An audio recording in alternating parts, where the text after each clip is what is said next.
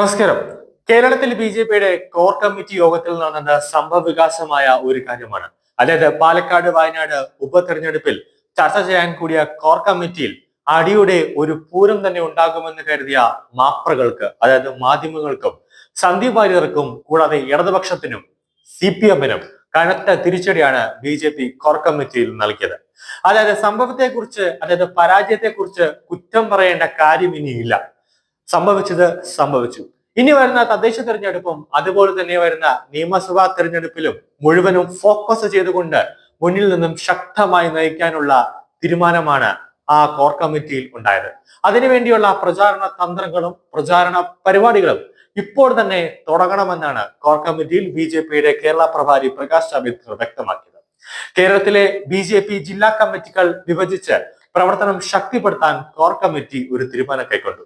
10 ലക്ഷം ജനസംഖ്യയുള്ള പ്രദേശത്തെ ഒരു ജില്ലയാക്കി ആകെ 31 ജില്ലയാക്കാനാണ് ബി.ജെ.പി ഇപ്പോൾ ഒരു തീരുമാനമെടുത്തിരിക്കുന്നത്.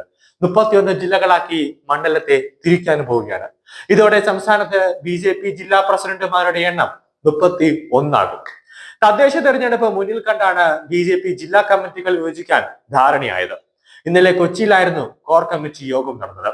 2026 നിയമസഭാ തെരഞ്ഞെടുപ്പിൽ 41 സീറ്റുകൾ നേടാനുള്ള പ്രവർത്തനമാണ് ബി.ജെ.പി ലക്ഷ്യമിട്ടത്.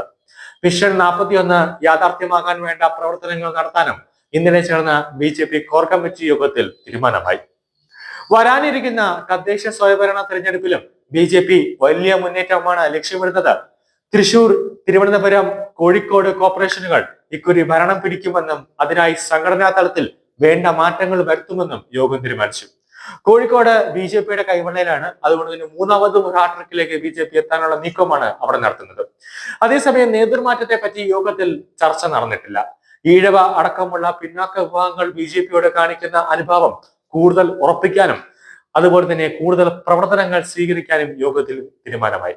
കൂടാതെ ക്രൈസ്തവരെ അവരുടെ ഒപ്പം നിൽക്കാനും ഒരുമ വിഷയവും വഖഫ് വിഷയവും ക്രൈസ്തവരോടൊപ്പം ഒരുമക്കാരുടെ ഒപ്പം നിന്ന് UDF-ന്റെയും അതുപോലെ തന്നെ CPM-ന്റെയും കളത്തരങ്ങളെല്ലാം തന്നെ പുറത്തു കൊണ്ടുവന്ന് പൊളിച്ചടുക്കി ജനങ്ങളെ മുന്നിലേക്ക് ഇട്ടുകൊടുക്കാനും ബി.ജെ.പിയുടെ കോർ കമ്മിറ്റി യോഗത്തിൽ ഒരു ധാരണയായി. സംസ്ഥാന പ്രസിഡന്റ് കെ സുരേന്ദ്രന്റെ അധ്യക്ഷതയിൽ ചേർന്ന സംസ്ഥാന കോർ കമ്മിറ്റി യോഗത്തിൽ കേരളത്തിന്റെ ചുമതലയുള്ള പ്രകാശ് ജാവ്ദേക്കർ, സഹപ്രഭാരി Aparajita Sarangi MP, vice president AN Radhakrishnan, Shobha Surendran, doctor KS Radhakrishnan, മുൻ സംസ്ഥാന president Kummanam Rajasekharan, PK Krishnadas, V Muraleedharan എന്നിവർ പങ്കെടുത്തു. 2024 നിയമസഭാ തെരഞ്ഞെടുപ്പ് മുന്നിൽ കണ്ടുകൊണ്ടുള്ള സംഘടനാപരമായ പ്രവർത്തനങ്ങൾക്കാണ് കൊച്ചിയിൽ ചേർന്ന ബി.ജെ.പി കോർ കമ്മിറ്റി യോഗം സുപ്രധാനമായ തീരുമാനം എടുത്തിരിക്കുന്നത്. 2024 നിയമസഭാ തെരഞ്ഞെടുപ്പിൽ മിഷൻ 41 എന്നായിരിക്കുമെന്ന് ബി.ജെ.പിയുടെ ലക്ഷ്യം. അതായത് 41 സീറ്റുകൾ പിടിച്ചെടുക്കുക എന്ന ലക്ഷ്യത്തോടെയാണ് ബി.ജെ.പി ഇപ്പോൾ പ്രവർത്തനം ആരംഭിച്ചിരിക്കുന്നത്. 41 നിയമസഭാ സീറ്റുകളിൽ വിജയം മുന്നിൽ കണ്ടുള്ള പ്രവർത്തനങ്ങൾ നടത്താനാണ് കോർ കമ്മിറ്റി യോഗത്തിൽ ഒരു ധാരണ എത്തിയിരിക്കുന്നത്. അതേസമയം തദ്ദേശ തെരഞ്ഞെടുപ്പ് മുന്നിൽ കണ്ടുകൊണ്ടാണ് കേരളത്തിലെ ബി.ജെ.പി ജില്ലാ കമ്മിറ്റികൾ വിഭജിക്കാൻ ധാരണയായത്.